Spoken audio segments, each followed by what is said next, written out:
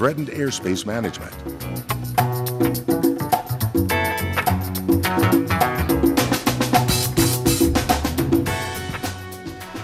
For the next 90 minutes, we'll hear from a very distinguished group of aviation and security experts about threatened airspace management.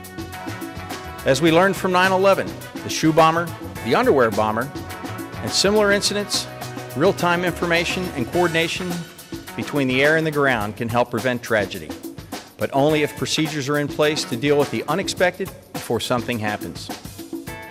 When there's an F-16 on your beam rocking his wings, you need to know what the pilot is trying to tell you before that stream of tracers goes across the nose of your aircraft. We need to know the police and the military's procedures, and they need to know ours. The same holds true for whether you are operating in a man-pad environment in Afghanistan or trying to avoid getting lased on approach to LaGuardia. Moderating this panel is Captain Robert Hamilton, who chairs ALPA's Security Council. Captain Hamilton. Thank you, Fred. Good afternoon. I'm Captain Robert Hamilton, an airline pilot who flies the Canadair Regional Jet, as well as chairman of ALPA's Security Council. Thank you for attending this panel discussion of threatened airspace management. I want to thank ALPA for hosting this valuable forum, and also to extend my appreciation to each of our panelists for bringing their expertise to this discussion.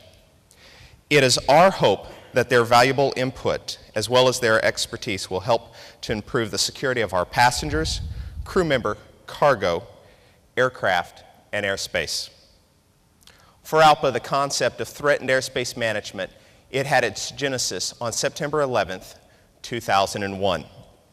In response to the attacks against the aviation industry and infrastructure on that day, a decision was made to close our national airspace. That decision resulted in significant consequences, not only for the national aviation system, but also for the U.S. economy in general. In fact, we are still recovering from its impacts. Since then, we have witnessed a number of aviation-related security events, to include the thwarted underwear bomber of Christmas Day 2009, threats from shoulder-fired missiles commonly known as man-pads, laser illumination of aircraft flight decks, and the October 2010 printer-toner cartridge attack against 2 U.S. flag all-cargo airlines. Each of these events has led to the questions regarding the management of, and the safety of our airspace. What is the scope of the threat? What prudent measures must be done to control it?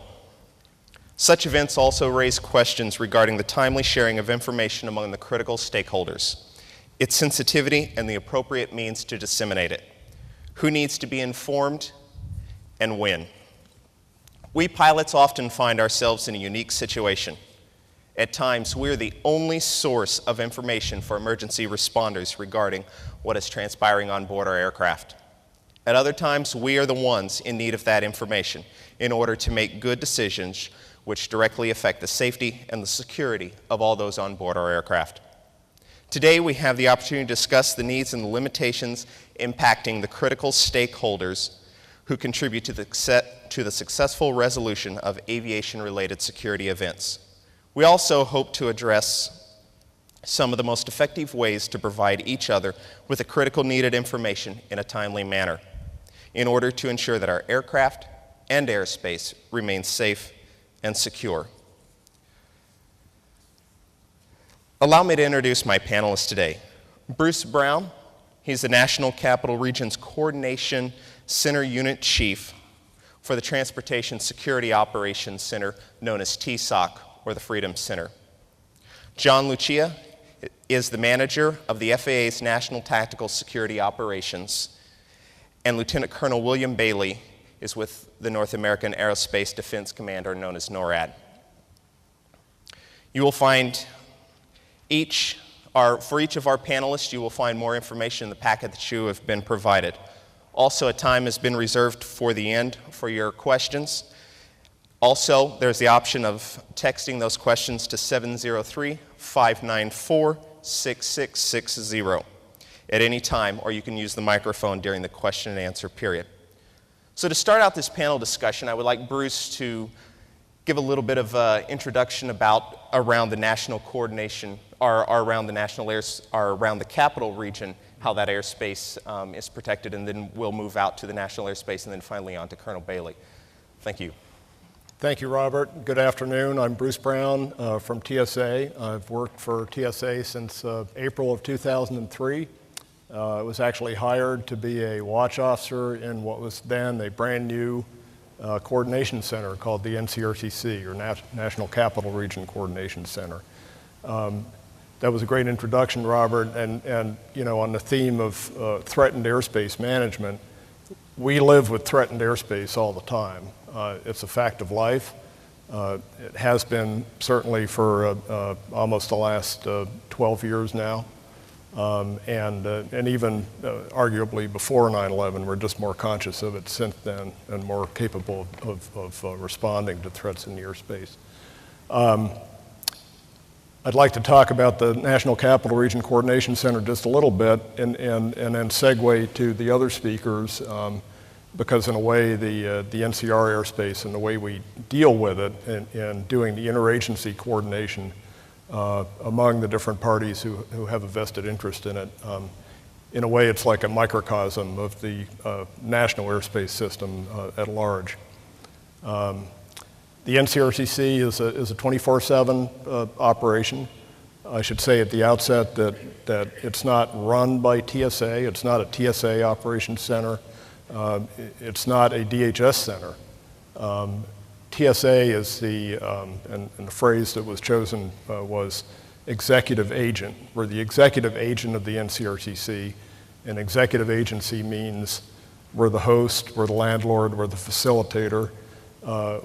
We bring our interagency partners together and afford them an optimal environment within which to do real-time, face-to-face coordination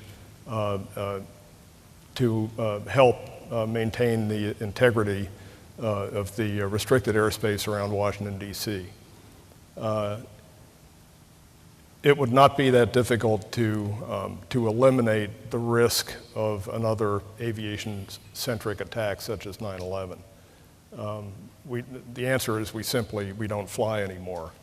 That's what we did on September 11, 2001. And the FAA made a wise decision at the time, obviously, to ground all the aircraft. We don't know what's up there. We don't know where the next threat is coming from.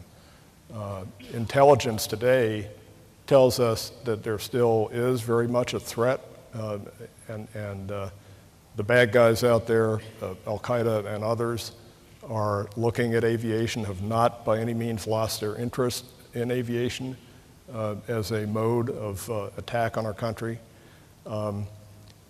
But in the commercial aviation arena, TSA, FAA, and others very rapidly after September 11th instituted a number of different layers of security, some of which had been in place already.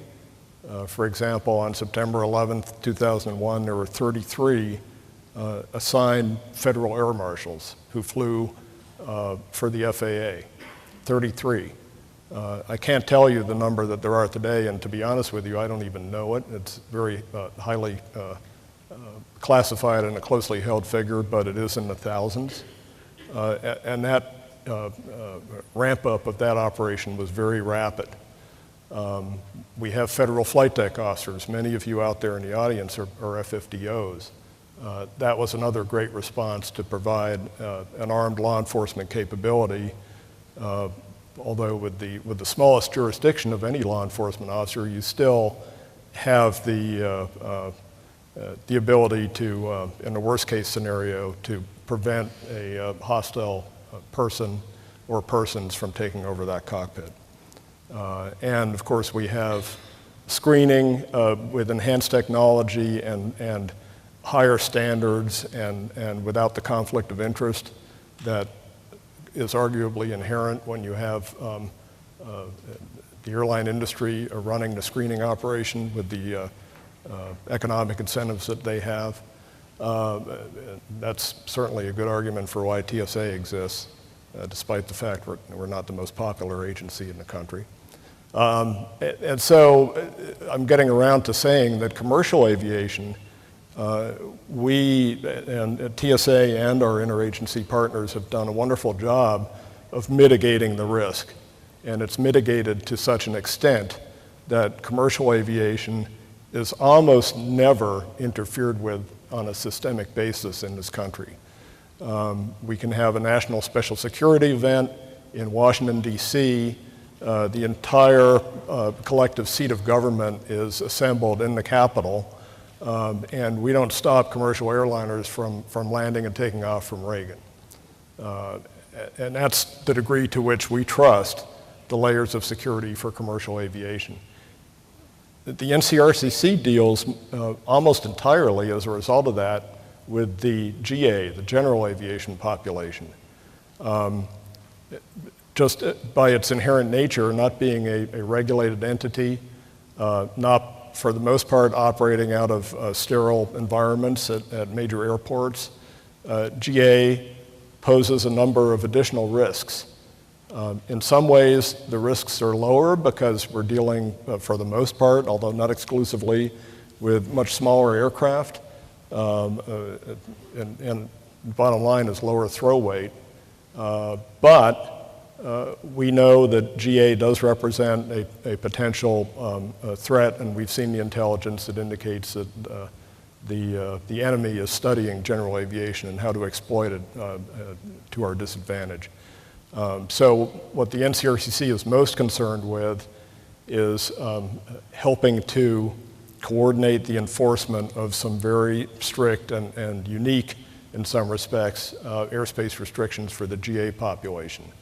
And initially, again, the best way to mitigate the risk was to very severely limit GA operations within what's called the flight restricted zone around Washington, D.C., a 15-mile, 18,000-foot circle, essentially. Not a perfect circle, but close.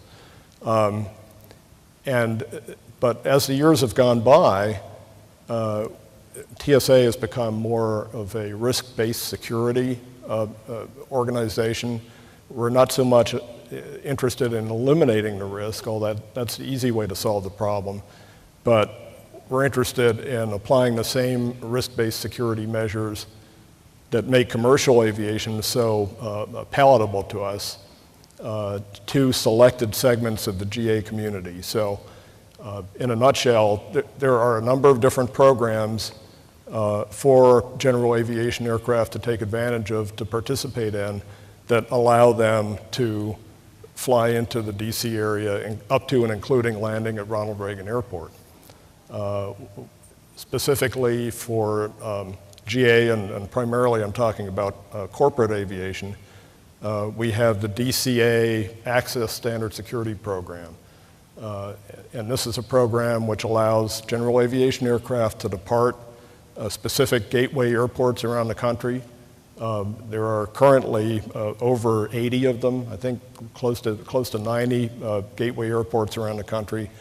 They are typically either GA terminals on major airports or significant GA airports that are within reasonable commuting distance from a federalized airport. TSA personnel screen passengers and cargo and inspect the aircraft before departure. All the passengers are vetted. They have to apply in advance for full background checks. However, we now have that operation streamlined so that can be done within a 24-hour period. And last but not least, there's a Federal Air Marshal Service trained Armed Security Officer, or ASO, on board each and every one of those aircraft that fly into Reagan Airport. Why an ASO 100% of the time? We don't have fans on commercial aircraft 100% of the time, but 100% of those commercial Part 121 carriers, with I think maybe one exception, have fortified cockpit doors, and 100% of the planes that go into Reagan have fortified cockpit doors. The GA aircraft do not. So we have an armed security officer there not to protect the CEO and the group of passengers on the airplane, but rather to protect the cockpit from any potential intrusion. DASSP is a program that's worked so well, and here I'm going to start to segue because I don't want to overuse my time, but it's worked so well that we've now started using it as a template for significant national special security events, things that come to mind. I'm talking outside of DC, the RNC, the DNC, the G8 summit when it's held somewhere else, that stature of event.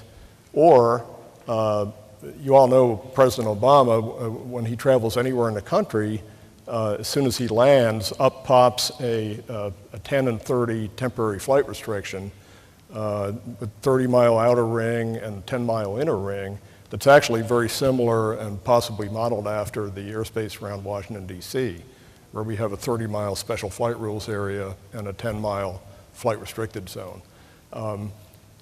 When POTUS travels somewhere and is going to stay overnight, and it's going to have a potential impact on general aviation in that area, we actually, for the past several years, have been running a program which sets up a quasi-DASSP using gateway airports, TSA screening, vetting of passengers, really everything except that armed security officer, and frankly, there just aren't enough ASOs to do this all around the country. But an example of how effective that is, when President Bush went to Martha's Vineyard the first couple times for a little family vacation, general aviation air travel stopped in that vicinity. Nobody flew to Martha's Vineyard unless you were essentially a law enforcement or government operation. The last time President Obama was at Martha's Vineyard for 8 days, we had almost 700 aircraft screened, cleared, and flew into Martha's Vineyard from one of 3 gateway airports. I think we used White Plains, Hyannis, and Providence. And that's a tremendous success story. And we're doing that around the country. Most recently in Palm Springs, California. We'll be doing it again at some point in the future, the next time POTUS goes to Chicago. So that's an example of how the risk mitigation strategy that was developed for the National Capital Region is now employed elsewhere in the country. So. Thank you, Bruce. You're welcome. John, would you talk a little bit about the Domestic Events Network and how that, how it kind of expands out from what Bruce was discussing with us? Sure. Thank you, Robert. On 9/11, everything changed. I didn't mean to start with a cliche or, what we all know.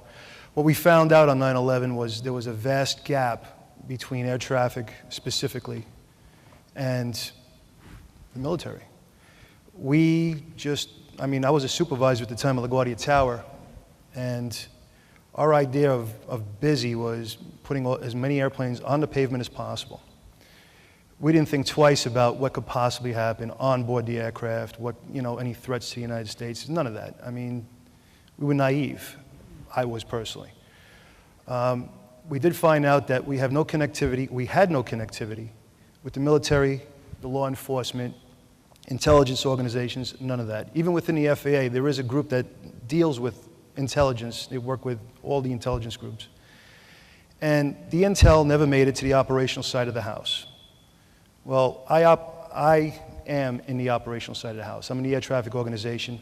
My trade was air traffic control. I was a controller. I was an operations manager at Dulles Tower. I was an operations manager at the New York TRACON before I came here 2.5 years ago. What was done was we identified all the gaps, all the problems, and they created a fix. Believe it or not, it actually happened accidentally by my boss, who made a phone call to, at the time he was the air traffic division manager in New York. He called the manager of the New York Air Route Traffic Control Center. He says, "What's going on? What do we do about it?" He said, "We need to talk to somebody in the military." So they got on board with the Eastern Air Defense, who we never really talked to directly before. So Eastern Air Defense was on. Once we realized there was a terrorist activity, well, the FBI is responsible for those type of things on the United States. So we brought them on board. We would have brought TSA on, but they didn't exist. They took part of the FAA budget and created TSA. So we realized where the problems were, and we started working on it. I can tell you now, the people that work for me are air traffic controllers by trade that have at least 20, well, definitely more than 20 years of air traffic experience talking to airplanes, separating aircraft. What we do now is we run the Domestic Events Network, or the DEN. You may have heard that term, and not too many people really know what it is. They think it's a person, they think it's a place. The reality is it's a telephonic conference bridge, an unclassified conference bridge where air traffic facilities, field facilities, and headquarters, along with different sectors of the military, specifically NORAD, CONAR, Eastern and Western Air Defense, TSA, Secret Service, you name the group, they're on board. I'm even tied in with the National Nuclear Regulatory Commission, CDC in Atlanta. Whatever situation can arise, I have real-time access to talk to these people.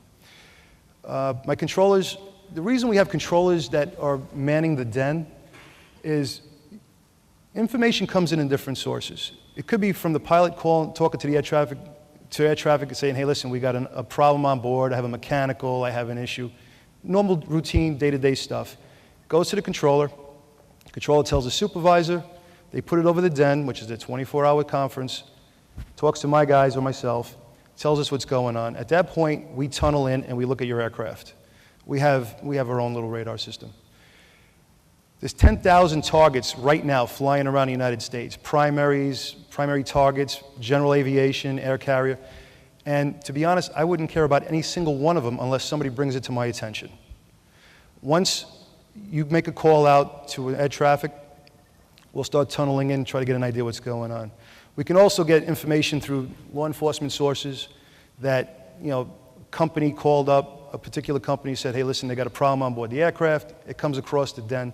The reason the DEN is there is not only so my people can understand what's going on, so everybody can hear it at the same exact time.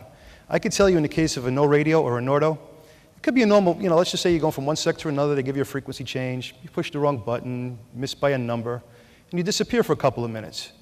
As soon as that happens, if we're not in contact with you in about 2 minutes or so, 2 or 3 minutes, the call gets up to headquarters. At that point, our friends at TSA are going to see if there's any assets on board, specifically flight deck officers or a federal air marshal team.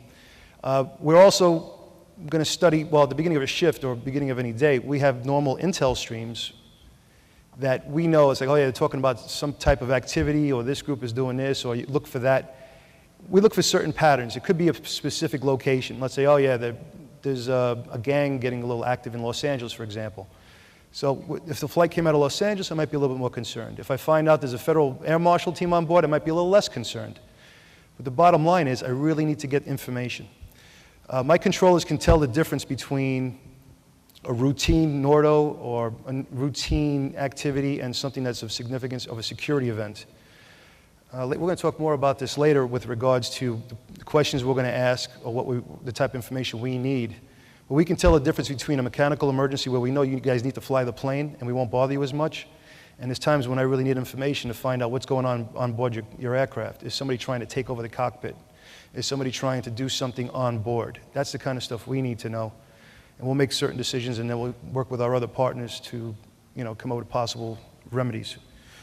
The main role of my group, like I said, is the identification of threats and to assist with the planning and implementation of appropriate response. I actually read it because I wanted to make sure I said it correctly. What we do is we would be the first to be able to recognize if there is some sort of an airborne anomaly. Technically, you would. But if we're looking at it, we're getting information from other sources, we can say, hey, the aircraft is on course, he's at altitude, he's doing what we've been asking him to do, not necessarily an issue. If all of a sudden you stop talking to us and you start turning or descending, now we got a problem. 9/11 was a perfect example of that. First, the aircraft went NORDO, stopped talking to us. Then we heard there was some blaring over the frequency that we don't know where it came from. And then all of a sudden the transponders on the aircraft turned off. Well, I have equipment now that I could easily track any primary and find out who the beacon code was. And let's say it was a particular air carrier. Transponder goes off. I see it as a primary target, but it still carries the data block. I know who you are and I know where you're going. As soon as, if a 9/11 type situation were to occur, or if 9/11 happened today, Based on the den, the way it is, and the connectivity we have with all the groups, it might have been a little different outcome. There was no way for us to call for help. There was no way for the military to get on board. Even if the military was on board at that point in time, they weren't exactly ready for that type of a situation anyway. You could talk more to that later. But in a nutshell, we have pretty good connectivity with everybody. The den started off literally with three people. We're now we have 216 people, organizations and specific personnel prescribed. They're not on it all the time. I can tell you for a fact that all the air route centers are on it 24/7. Some of the major TRACONs, like New York TRACON, Chicago TRACON, sometime Atlanta, we don't push them too hard. Most of the law enforcement agencies that, have the most direct impact right away. TSOC, we say TSOC, but it's actually TSA sitting at the NCRCC. I actually have an embedded unit or a group that belongs to my boss. He's my counterpart in the NCR. It's like a mini den. They basically just handle all the situations within 60 miles of the White House, so to speak, below flight level 180. So if you actually look at a VFR sectional or VFR terminal chart, you'll see like a dimming of a 60-mile circle around DC. That's the NCR airspace. That's basically their little zone. My guys are trained to take over that airspace if necessary. And the NCR, even though they're working their piece, takes cues from my guys. My people work, or the headquarters, FAA headquarters then, basically works the entire NAS, the entire National Airspace System. We're looking at stuff coming from overseas. We're looking at any flight that's supposed to come in or out. We also deal with bigger situations, bigger threats, like let's say there was an actual credible threat somewhere or a certain particular activity. My group also looks at, overseas activities, which I'm not going to talk about too much, and it probably wouldn't interest you. But the way we're set up right now, if there's an event happening in New York City specifically, let's say the president was going there, New York Police Department, they have access to it. New York City Office of Emergency Management's on board. If something's going on in California, I'm from New York, as you probably can't guess, but California, Los Angeles, you got Los Angeles Metro PD, Los Angeles County Police Department, California Highway Patrol, and 4,000 different little organizations, which I would never be able to remember in a heart, ever. And they're all on the phone at the same time. So I'm glad they're there, because if I had to talk to somebody specifically, I wouldn't even know who to call. So they're listening in, they're chiming in, and they're taking their cues. Everybody hears it all at the same time. And basically, that's it for the opener. Excellent. Colonel Bailey? All right. If we could get the slides to come up really quickly. I'm Lieutenant Colonel Bailey. I'm a branch chief at NORAD headquarters out in Colorado Springs at Peterson Air Force Base. I have a background in F-16 operations.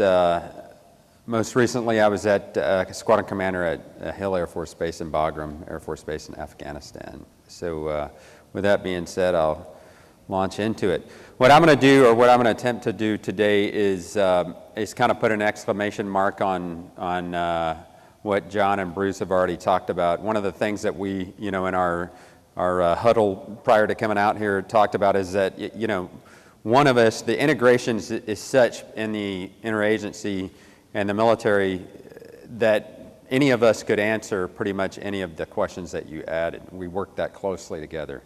So what I'll try to do today is I'll briefly talk about NORAD organization, but I want to go through the Operation Noble Eagle process to shed light on our role and some of the things that we do that is of more interest to you. Okay, so for the NORAD overview, as you probably are aware, NORAD is a binational command. It's got a U.S.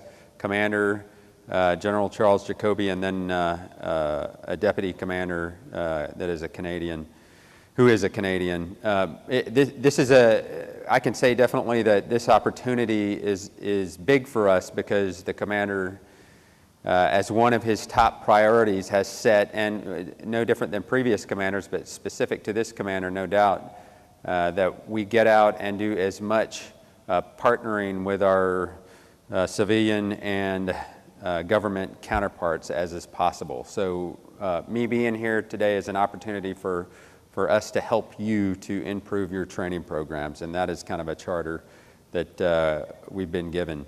Okay, NORAD's broken down into 3 basic regions listed there, the Canadian, the Alaskan, and then the continental U.S. The continental U.S. is what I'll focus on today.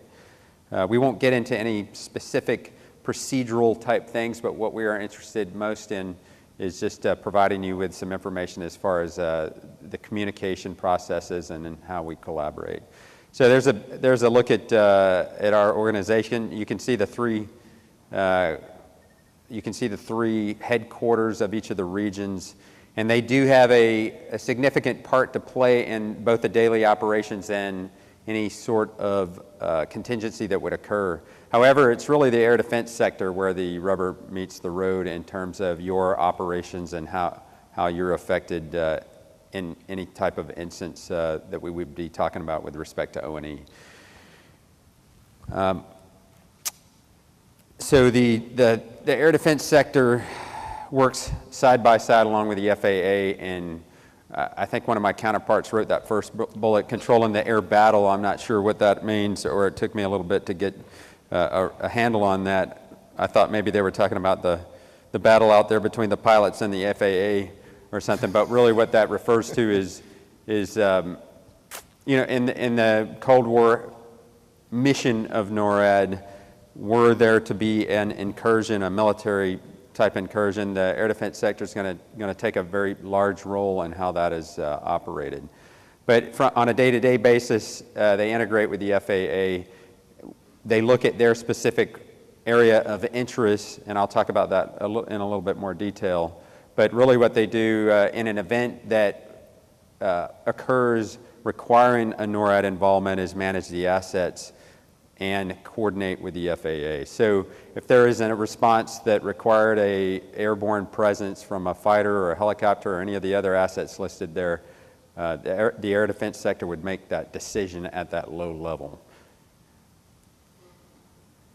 We talked about integration before. That is a picture of the pre-9/11 air defense sector area of interest and radar architecture, and this is a picture of the post 9/11 architecture. So yeah, as you can see, those are that's integration with FAA radars. They look in many instances at the same pictures. They're looking at the same tracks.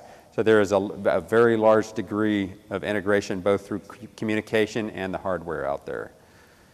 So let's talk specifically about Noble Eagle now. Noble Eagle is the Secretary of Defense execution order mission that deals with defense of the United States, and it, you know, everything that you would expect to be in a execution order in the military is in there as far as span of control and things of that nature and what needs to be done. There you see the first 4 bullets, whether they be the missions that were pre-Cold War, whether they be intercontinental or seaborne ballistic missile defense or cruise missile defense. After 9/11, the asymmetric threat, or the threat that would involve an aircraft, was added into the mix, and that is what both John and Bruce talked about as far as that post 9/11 integration and how everything changed, and all of you are aware of that. So what you have here is you have basically 4 missions that we focus our architecture and how NORAD is organized. And what you're looking at really with each one of these missions, one of our biggest challenges is the time-distance equation and how that we respond to defend each one of those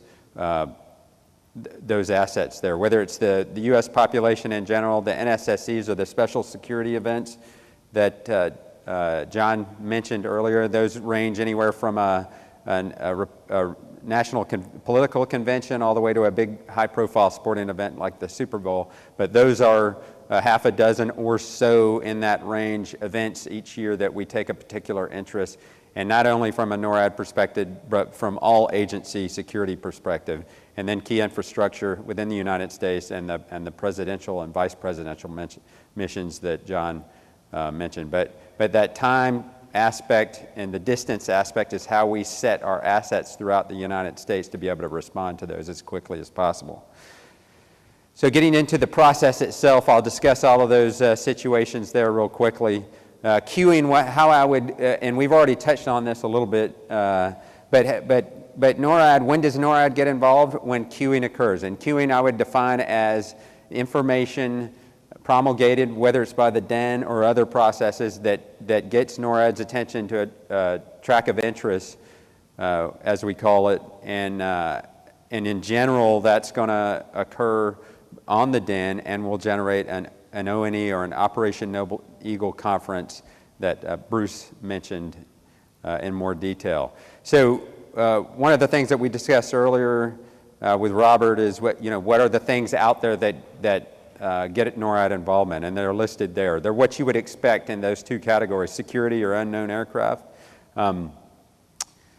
undesirable persons, suspicious behavior, any of the things that you've seen, and level 3 or 4 disturbances on board an aircraft. Those are all going to generate at a certain level a conference and involvement with NORAD. If a sector sitting at that, or whomever is in charge at that point, gets a trip or a threshold is crossed in those categories, then that's going to generate a decision at the lower level, at the sector level, to launch assets from that list that I talked about earlier. So others, unknown aircraft, there are plenty of unknown aircraft that are operating in the United States every day. It's just when those become a threatening situation that these guys get involved.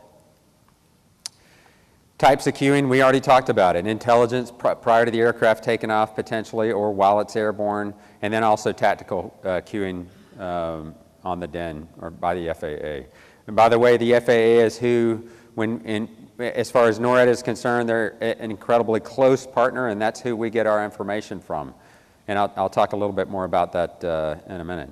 We discussed the airspace control measures. These things are, whether they follow the president around or are due to an NSSE or in the NCR, all of those are means for us to determine if an aircraft, again, dealing with that time distance problem of classifying and immediately responding to the track of interest and protecting the asset in question. These are tools that we use to make that process go as quickly as possible. And the TFRs occur when we are trying to both increase general aviation, or not hamper it at least, but also have that response capability.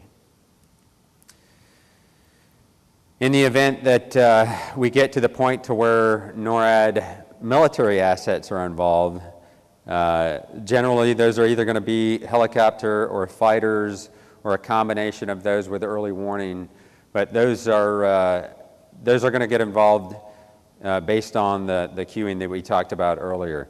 There are a number of ways that we try to decrease that time distance problem that we talked about, whether it's different alert statuses of the aircraft or actually putting aircraft up in the air. But we're going to tailor that based on the threat, based on the significance of the event, and based on the distance involved. An intercept is going to end with the following. What are we trying to get? That's a time compressed type of situation. We're trying to get information to determine what the status of that aircraft is, and then also either change the response of the aircraft depending on whether someone just fell asleep, if it's a general aviation type aircraft, civilian, or whatnot. We may have to go identify, shadow, which means basically fly alongside and try to provide information, and then progressing down or up the spectrum, it may result in other types of situation. A headbutt is one that we would be getting close to the last resort, where you have an aircraft, a fighter that actually flies in front of the aircraft in front of you, dispensing flares to try to get your attention. Okay, so this is pretty much second to last slide. What I thought I would do is, and I think this has been done somewhere in the distant past, is give you an example of how that would all go back. And John and Bruce, please chime in if you want to shed a little bit more light on this. But essentially what you have here is you have a cross depiction of an aircraft flight path with altitude over there on the left, and then across the bottom a time. I've taken the times off, but it really doesn't matter. We're talking about very short time period of a couple of minutes to get involvement from NORAD, and then we're talking several minutes by the time that NORAD aircraft are airborne and alongside. And as we saw in 9/11, this is not something that you're dealing with more than double-digit minutes there to actually change the course of what's going to happen. It's a situation, as I said, that is time compressed, and the consequences are significant. And that is one of the reasons that NORAD exercises this so commonly or so regularly, or exercises this process so that we do not make decisions that have such incredible implications. It's also one that goes to the leadership, certainly up to the highest levels of civilian leadership in terms of the decisions that are made. It occurs on the den, as we discussed earlier, and as again, huge implications. But what you have across the top is we have a den disturbance. That's normally where the queuing is going to occur. For whatever reason, like we've already listed there, the line or the event on the checklist is tripped, and the decision is made at that point to scramble fighters. At that point, an O&E conference is convened. You've got, as we said, the interagencies all on the telephonic network, and we start trying to get information to determine what's going on there. Fighters are airborne very quickly after that to get alongside and try to get more information. In many instances, depending on what the situation, we're looking at the worst case. So there are several agencies that are looking at that flight path, looking at the possible implications of where that aircraft could go on the ground, what targets could be, and we're going to take actions to try to alter that. And this, again, is in a worst case scenario. They develop a divert game plan. That's generally the FAA's call as far as where they want to divert the aircraft. And then we try to get as many intelligence inputs as possible. Those come everywhere from intelligence agencies to TSA to the National Counterterrorism Center and the FBI, all included in that situation. Once the fighters are on board, they attempt to get as many information or as much information as is possible. Keep in mind that the fighter is generally, in 99% of the cases, not communicating with the aircraft. The fighter is communicating through the FAA and through sector at the same time. So they are there to provide information as much as possible to get a visual on the aircraft to see if there's anything that they can tell, and then also to try to change the vector of that aircraft. In the unprecedented since 9/11 event that aircraft was determined hostile, the fighter is there to shoot that aircraft down. I mean, it is there to protect the infrastructure or to protect whatever the asset is that is on the ground that they are concerned about. And so that is pretty much the way that process would go. The intent here, like I said, is to try to give you a scenario to stimulate thought and discussion and questions there if you have them. So what are we looking for during an event? We're looking, without a doubt, for communication.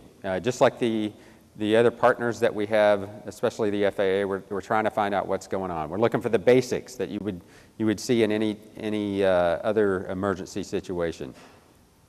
Has the cockpit been compromised? I think Bruce already mentioned that.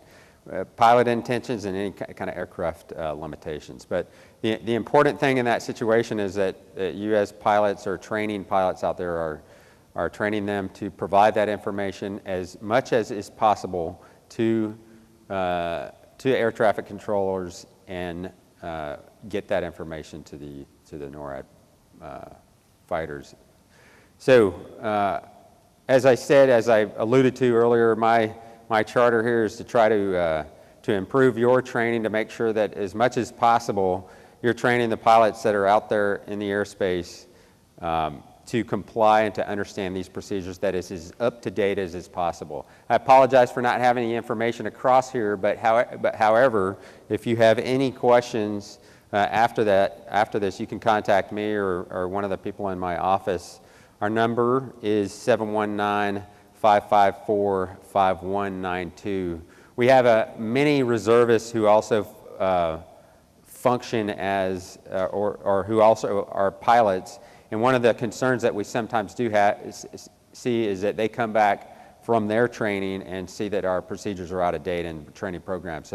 So we would love to help you in any way possible to make sure that you have the most up-to-date information. So with that said, I think my time's up, and I think we're going to questions next, right? Yeah, we'll, if you want to go ahead and prepare your questions. Just real quickly, though, I do want to ask a couple questions here, and I think this will help create a little bit of a dialogue. You talked about that time compression and the need to make a decision rapidly. When we as pilots, when we experience an emergency and we get ready to declare an emergency over the air traffic control frequency, one of the things that at least goes through the back of my mind is, okay, I know that they are going to ask, what type of emergency is it, how many souls are on board, and what's your fuel remaining? And I will let each of you weigh in. When we report a threat emanating from our aircraft, what information are you needing to know in that compressed situation? John, you want to maybe lead off with that? Sure. In the case of an emergency, a mechanical or even a medical emergency on board the flight, you basically know what to do. You're going to tell us you got a problem with the number one engine, we got this much fuel, we got this many passengers, and the other thing I'm going to ask is say your intentions. What do you want to do? You continue the destination, are you going to land? I know you check out what company. We understand all of that, and we'll ask you the minimal amount of questions, get out of your way, give you a chance to figure out what's going on in the cockpit. If anybody puts across the wire, or you tell one of my controllers that there's a disturbance on board, now you're going to get about 118 questions. We want to know the nature of the disturbance. We're going to look for a level, if possible, if you're aware of it, like disturbance level 1, 2, 3, or 4. We could talk more about that, just to go over it. We want to know the nature of the disturbance, the level. Was anybody hurt? Is the guy trying to take over the cockpit? Is there somebody wielding a weapon? Is there a drunk person trying to open the cabin door? I'm throwing these out there, but we've had this. I've had, last couple of weeks, a bunch of people have anxiety attacks, try and open the door and get out at flight level 390. It just doesn't, But if you don't give us enough information, we start responding in the worst case scenario. Like I said, nature of the disturbance, the level of disturbance if you know it. If you don't, just tell us what's going on because that's important. We're going to formulate it anyway. The situation with the subject. Let's say you have a person that's acting, a drunk person or intoxicated or anything like that. What are they doing now? Are they still jumping around? Are they still trying to break into the cockpit? Are they flexi-cuffed? That kind of thing is going on. I can tell you, once I get your call sign and I got a disturbance going on, my partners are already looking to see if there's an FFDO on board, a flight deck officer with a weapon. Is there a FAM team on board? At the same time, we got intelligence to find out if there's special interest personnel on board. I don't want to say a no-fly, but let's say a person on the selectee list. Are there a couple of selectees on board that just happen to be there? Is there anything special going on? At that point, once we get enough information, I'm actually trying to calm everybody else down. Because lean forward is the buzzword of the day, I know, with the military. They're doing this. They're getting ready because they don't want to, they got no time to waste. So as soon as we get that information, it's coming across the wire, we're getting it to everybody. And I'm going to be asking the questions that they really want to know the answers to. In the event of something a little bit more significant, where let's say somebody is trying to break into the cockpit or somebody did injure or is, a flight attendant or is actually hurting other passengers or something more drastic, at that point, that's at least a level 3. A level 3 is probably going to generate definite response. I'll probably ask for it if they don't jump up on their own. That's a granted. I can tell you for a fact, we're going to ask you a lot of questions. We're going to confirm the tail number of the aircraft because we don't want to shoot down the wrong guy. We're going to ask you if you have hazardous cargo on board, so just in case something happens, we're not sprinkling radiologicals all over a metropolitan area. We're also going to start looking at the infrastructure below. That's what my guys will be doing. We'll bring up nuclear power plants between here and where you're going. At the same time, we're going to try to figure out where to put you. While all this is going on, we're also reaching out to company. Now, this isn't the case of, obviously, an air carrier. We're reaching out to the company, talking to dispatch. What do you got going on in that aircraft? Is something else going on we don't know about? Are we reading it right? Are we getting bad information? And they'll try to gather it. If they send an ACARS up to the cockpit and there's no response, I get even more excited, and they get more excited. Information is the key. Tell us what's going on. Once you say something like, well, we got a problem in the cabin, it's not like a mechanical. We're not going to back off and let you fly the plane. We need to know, because we need to know if you went from a particular situation where your aircraft is in jeopardy and is now becoming a weapon. So that's the difference with regards to that. Right. Did I miss anything on that one? Yeah, I think, from TSOC's perspective, the TSA operation, we're looking to develop a lot of that information as well. And one of the first things that we provide are whether or not there's a FAM team on board the aircraft. We have federal air marshals actually sitting on our floor with the rest of our staff out there on a 24/7 basis, and they can tell literally within seconds if there is a FAM team assigned on that aircraft. That's updated in real time. We even have a version of the FAA's air traffic picture that is specially tweaked and modified to highlight exactly which airplanes in the National Airspace System have FAMs on board at any given time. Federal flight deck officers, within a matter of seconds, we can tell you and our NORAD partners whether there's an FFDO scheduled to be in the cockpit. But you folks know from your flying careers, the flights that you were scheduled to be on any given flying day may or may not be the airplanes you actually fly. If you're delayed by weather, maybe you had a different kind of emergency and you had to divert somewhere, or you're off burning off fuel. That connection that you were going to make in Atlanta is not going to sit there necessarily waiting for you. If Delta's got a reserve pilot that they can call in and put on an airplane, that's exactly what they're going to do. So within seconds, we can say if an FFDO was scheduled, and that's what you'll normally hear on that domestic events network that John talked so eloquently about. We'll broadcast, there's FAMs on board, there's an FFDO scheduled. That would be a kind of rare case, by the way, because due to the nature of the types of flights that are covered by those two respective capabilities, more often than not, FFDOs are on board airplanes where FAMs may not be assigned, but that's getting into a different topic. Within a couple minutes, if the event continues and it's not rapidly resolved, in other words, if ATC asks those follow-on questions that John was alluding to, and you're right back there, or in fact, in the best case scenario, you're volunteering, you're pushing the information, you're saying, okay, we had this, we had a level 1, it was verbal disturbance, passenger got irate, yelled at a flight attendant. However, the cockpit is secure, the passenger is now compliant, he's obeying all instructions, his little temper tantrum is done, then we're not even going to bother calling corporate to determine, hey, is FFDO John Smith in the cockpit right now on this particular flight? Because at this point, it's not particularly relevant to us anymore.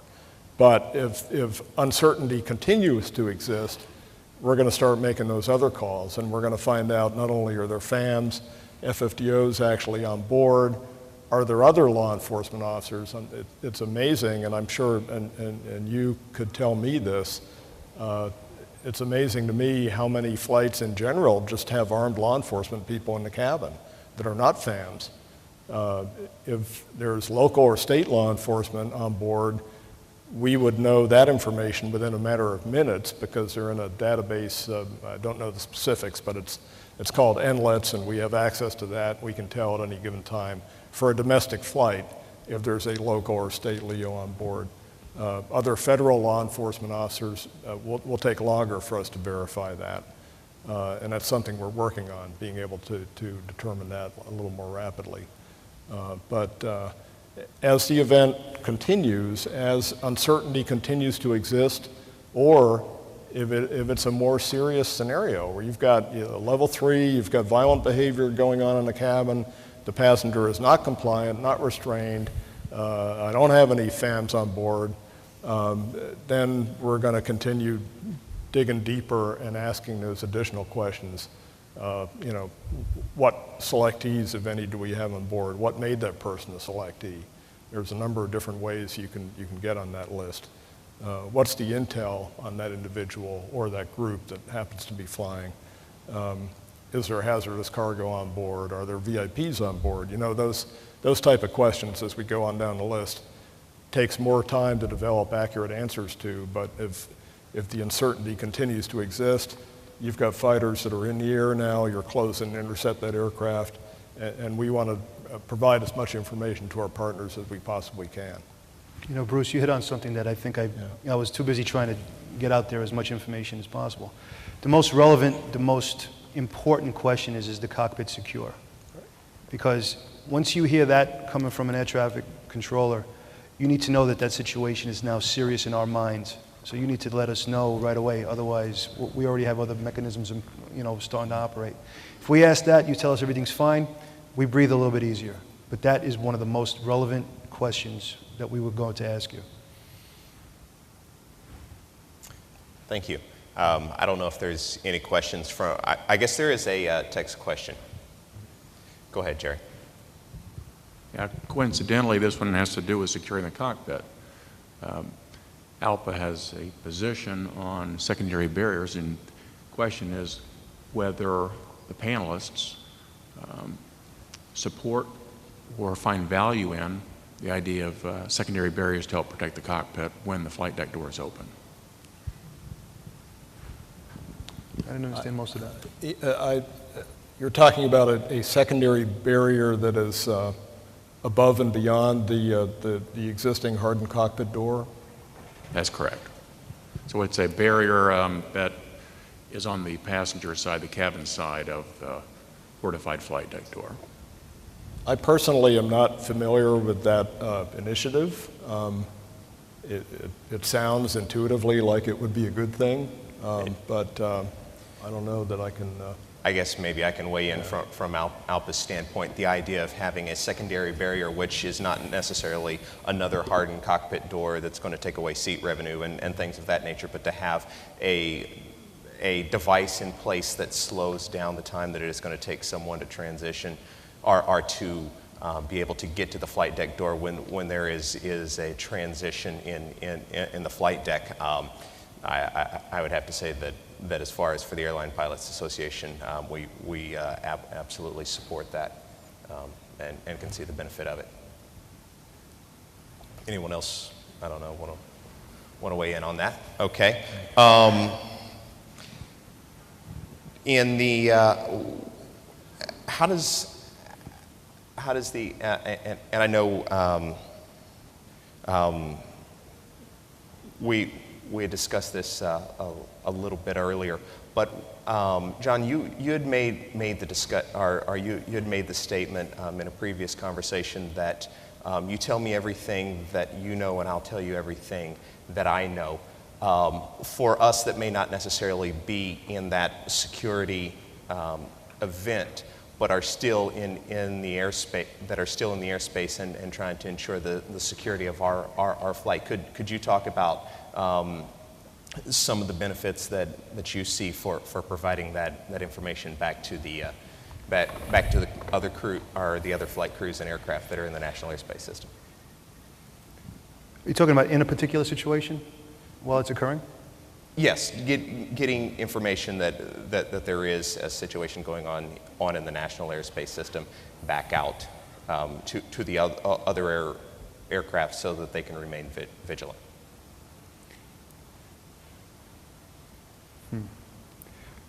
Okay, it would have to be a situation that seems to be progressing, or we're seeing a trend.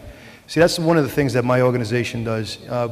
We have a global look at everything that's going on across the country.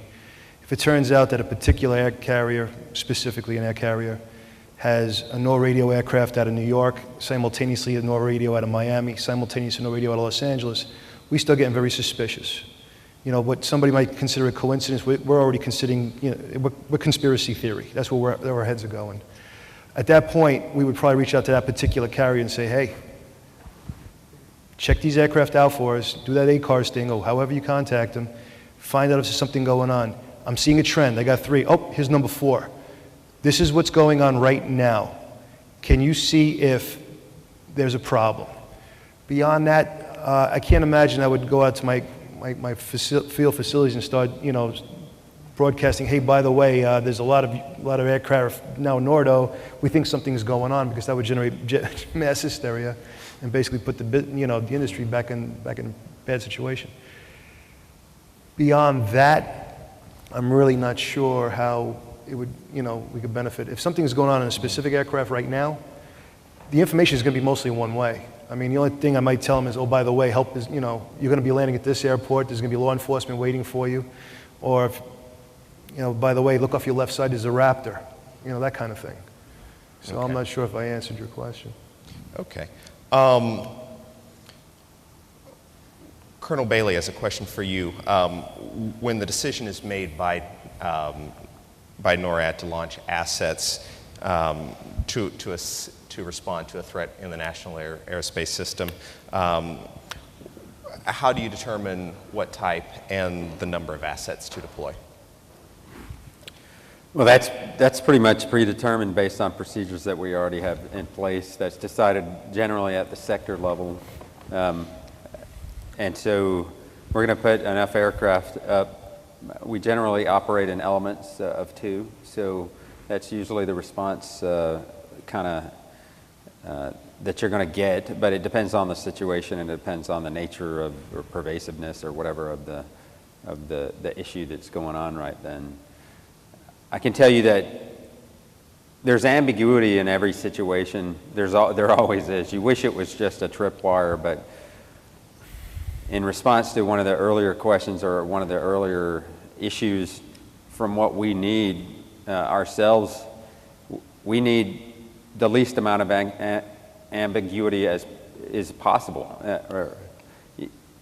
What I hear generally when we have frequent occurrences in which fighters are launched, but is, you know, why did I have to make the decision to launch that aircraft, or why was the aircraft launched? So, you know, military being what they are, it's always got to be perfect. And so what we don't like is ambiguity. So the information that you provide in those situations it can be extremely helpful in helping us to make a decision to or to not launch aircraft. But to get back to your question, it's done based on those requirements, some of which are classified, but which are the decisions made at the lowest level possible. Right. And it's generally, if it's not ambiguous, it's an easy situation or easy decision to make. And it comes from queuing, like we said earlier, from FAA or on the DEN.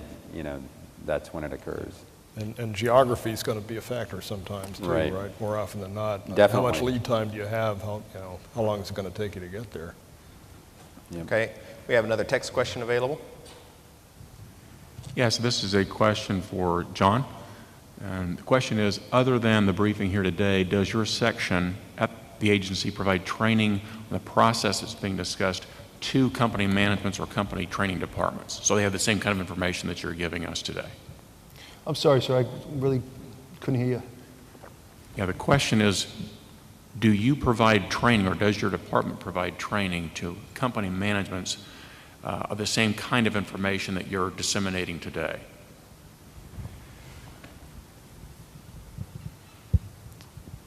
No, actually we don't.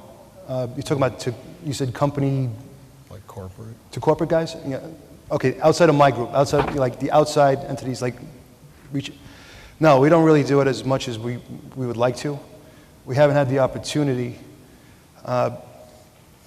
basically because, you know, I can't say we don't do it. There's a lot of interaction. I have my senior managers are dealing with security officers of specific airlines. I just had some recent conversations with, who was it? It was Southwest and AirTran, because they were combining their ops centers. and just, you know, who to contact with regards to dispatch, with regards to security, who can call us. The actual outreach with regards to the type of situations that we're dealing with, no, we haven't had that. I haven't had it within the last 2 years that I've been here. But I think there was some outreach before. There could be a lot more. I would be really excited to do that, as a matter of fact. And we could probably, you know, look at that further. Excellent. Bruce, could you talk a little bit about how the Freedom Center, how they respond to a report from a, let's say, a single aircraft with a passenger disturbance versus multiple aircraft reporting a passenger disturbance, and how you respond to that? Well, multiple aircraft having stuff going on at the same time is always going to really pique our interest, and it's going to get our partners very engaged as well. You all know from your careers that being NORDO, as you're transitioning from one sector, one frequency to another, as John alluded to earlier, you know, you may have misheard a frequency, somebody may have misdialed it. Every once in a blue moon, even air traffic control may mess up and give you the wrong frequency. We have a lot of blue moons. You know, that never happens. You know, so you get switched into oblivion, or maybe you're talking to ATC and you think everything is fine, but you're actually talking to the wrong sector and they're wondering who the heck you are.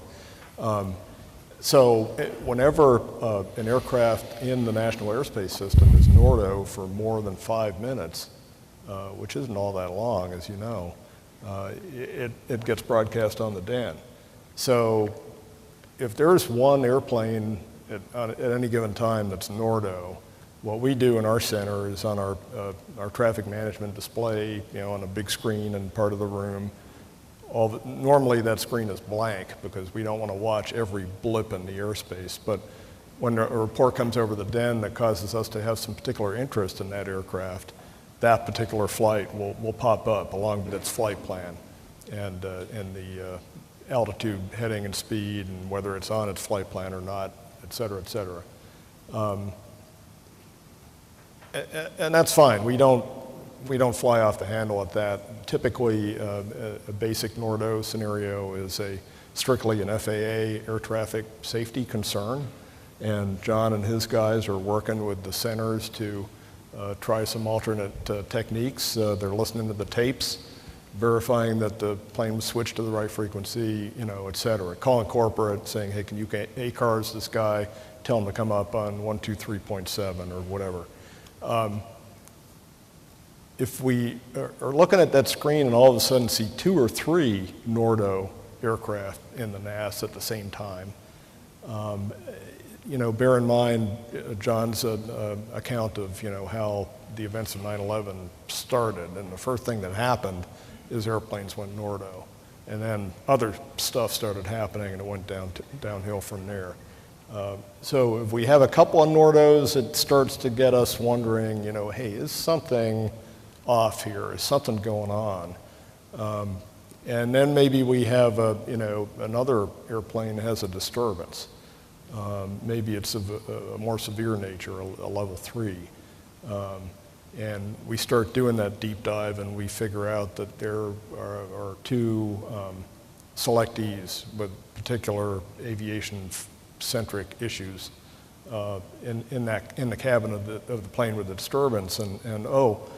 Well, maybe there's a selectee or 2 in 1 or more of the NORDO airplanes as well. Is something going on here?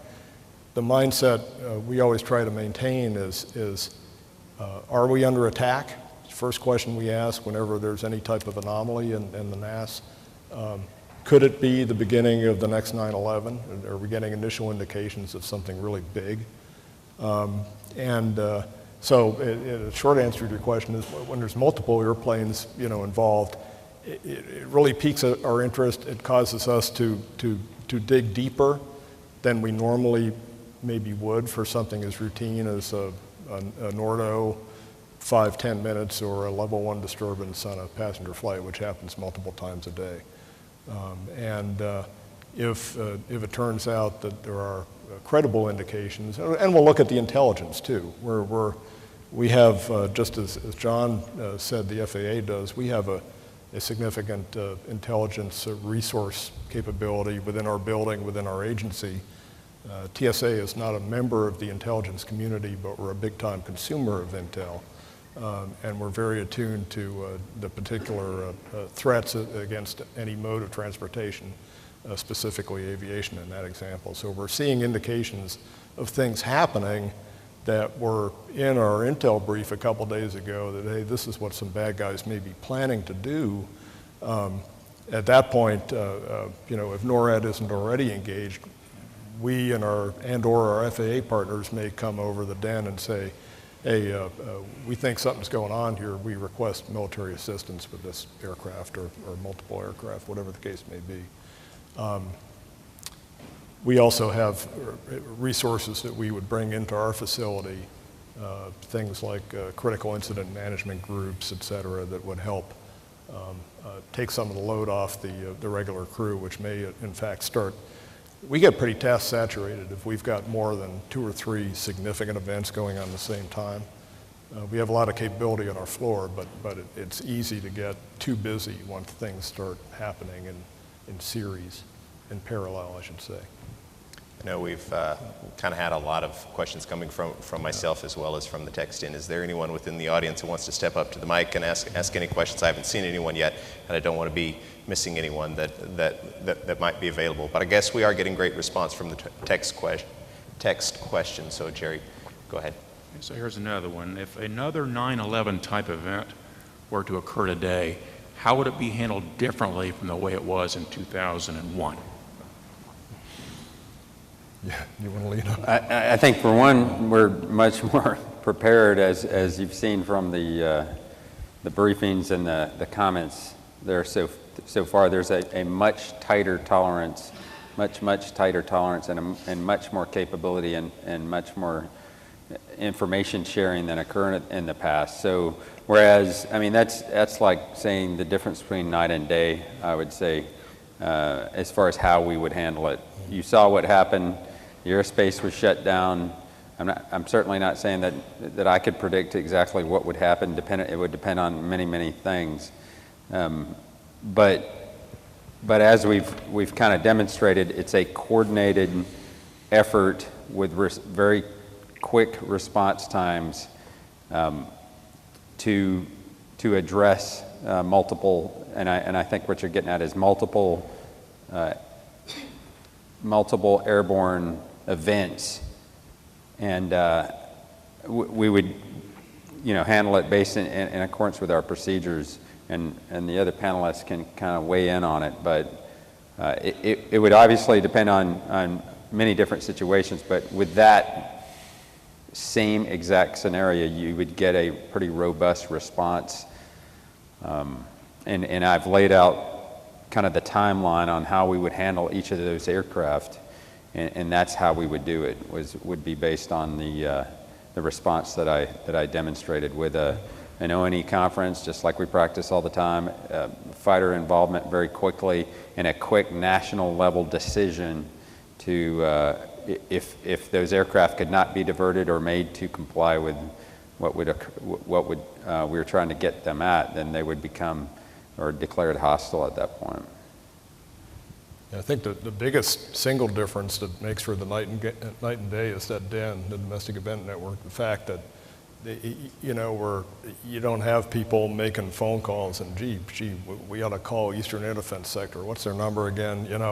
As soon as an anomaly occurs in the airspace system and it's announced over the Domestic Event Network by John or his people or one of the centers out there, that information is instantly known, across the entire spectrum of government. Not just FAA, NORAD, the Pentagon, the White House, you name it. It's a very ordered, well-rehearsed, well-used process. The DEN comes up, everyone checks in on it that is of consequence that needs to be on it. The decision authority is brought in on it, and you have instant coordination on the decisions that need to be made within a matter of a couple of minutes. We have a lot of fixes for what you know, how we handle 9/11 differently, but there's also philosophical changes. I mean, I used to tell this to my friends, this is not a company line. I said, I can see hijacking being obsolete. I mean, if you knew somebody was trying to take over the cockpit, I'm pretty sure you're not going to sit there and let it happen. You're not going to say, well, you know, our old philosophy was, well, stay out of the plane's way. Let him follow him wherever he's going. Let him land in Cuba or whatever the plan was. Those days are over. You got hardened doors. They're not going to get into you. You got guys with guns in the cockpit. You got guys in the back with guns. Passengers know that if somebody's trying to take over that aircraft, that they better do something or we're going to have a bigger problem. Right. And it's just, I look at the philosophical side of it, and I can't imagine that that could actually happen again. Of course, there's always threats. They're getting smart too. They're trying to get around our plans, around our sources, our resources. And so far, there's a lot of law enforcement agencies out there working really hard to stop this kind of stuff, and they're doing a great job. We're never going to hear about that. When it gets to the point where somebody actually snuck past TSA at the airport and brought a Uzi, what's the chances of that? Could happen. It's not to say it won't. But now he's got to get past all the passengers in the back of the aircraft, an armor-plated door, a pilot that just told my guys that something's going on. I'm telling this guy that I got some problems upstairs. The world's different. It's completely different than where it was in 2001. To throw another question out there, can you discuss the process of the dissemination of threat information to the different responding agencies, and then explain how the coordination, who coordinates confirmation of the various agencies' response and their responsibilities? And I don't know who wants to weigh in on that one first. I guess maybe I'll go back to the NCRCC example, because I started off saying there's a bunch of agencies and TSA is not in charge, we're the executive agent, et cetera, et cetera. I never really, maybe I piqued your curiosity because I never said who was in there, but we've got, just again as an example, we've got law enforcement, we've got Secret Service, we've got Capitol Police, we've got the military. We have Eastern Air Defense Sector is in our little group 24/7. Another military entity called Joint Force Headquarters, National Capital Region. We've got the FAA with that clout that John alluded to, the ability to reach out and direct an FAA air traffic control facility what to do with an airplane. And we've got Coast Guard because they've got a role with the rotary wing intercept capability in DC. We've got Customs and Border Protection, Air and Marine, because they have a very capable sensor suite and law enforcement capabilities that we use. And I may have left someone out. Well, we've got Pentagon Force Protection Agency. They're not there 24/7, but they're about 40 hours a week. But nobody's in charge, and no one agency is calling all the shots, because we've got different lanes, different statutory authorities, we've got military, we've got law enforcement. There's some inherent conflict there to some extent with the responsibilities of some of those agencies, but they have a lot in common as well. So, I think the question was, well, who's really calling the shots and coordinating the response among and between different agencies? I don't look at it as who's calling the shots or who's making the overarching decisions. Each agency's got their own responsibilities, and we're sharing our information, but each agency is making their own decision. And the important thing, the value of what we do in the NCRCC on a face-to-face basis, and in the larger airspace on the various conference calls that we're talking to each other on all the time, is we're making each other aware of what we're doing, so that each agency can harmonize their actions to support the greater good and fit together with what our partners are doing. We have another text question available. We do. Are air traffic controllers trained on the levels of threat that pilots are trained on? And are they trained to ask flight crews what level of threat the crew is facing when they're in distress? And if not, why not? Well, I've been out of the field for a while, and I really can't comment without actually casing it, but we were looking at it. The way the orders are set up right now, you know, you talk to an air traffic controller, they're very familiar with the 711065 Air Traffic Bible. A lot of the threat-related information or the reporting with regards to anomalies, hijacks, suspicious aircraft are in the 7610.4. It's a different order. I've been talking to a couple people about possibly merging some of that. The training that's going on out there, it's part of the national law that you're required to get a certain amount of training of unusual situations.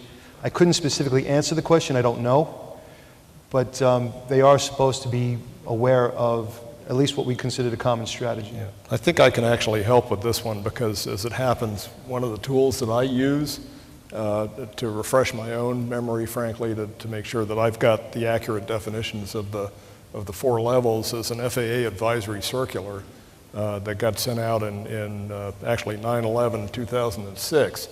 And I think, you know, the intent of this is to get the word out to all the centers out there to make sure that we're all reading off the same sheet of music. So that the answer, I think, is yes, that information is socialized. Now, how often it's retrained, re-emphasized? Yeah, there's been a lot of specific notices that were put out subject to 9/11 and after the fact, and things that we've learned and things that we worked out with different partners. I believe it started, the common strategy began with, basically it's an FBI started it and we started working it out with everybody. But I can tell you that all these orders have been merged together under one document, and the document is out there and it's required, but to what extent I couldn't answer that. You have another question? Yes, this one is along the same lines, actually. Do you think there is value in advising pilots in the air of an ongoing multiple aircraft event? Could we, in other words, can pilots be trained to go into our own defensive posture in that kind of a situation?